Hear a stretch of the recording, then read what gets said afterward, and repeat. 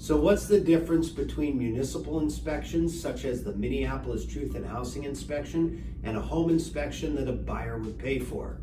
The simple answer is, those municipal inspections take about 30 minutes. A home inspection takes about 3 to 4 hours. So you can imagine that the home inspection is going to go deeper.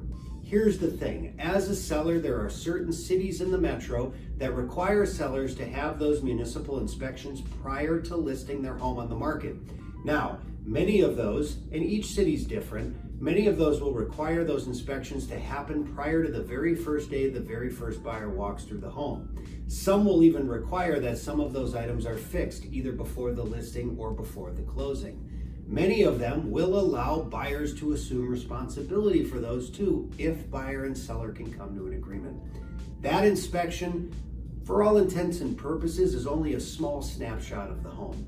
A home inspection that a buyer would hire, a buyer would pay for, is going to be a 3 to 4 hour long inspection. It's going to be much deeper. It's going to dig into the electrical service for the home, crawl up into the attic. The person will be looking in crawl spaces, potentially crawling on the roof or flying a drone up on the roof, sending cameras up the chimney, down the sewer lines.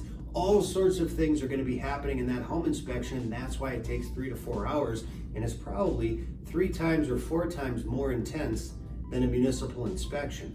When these inspections happen, it doesn't necessarily mean the house is bad.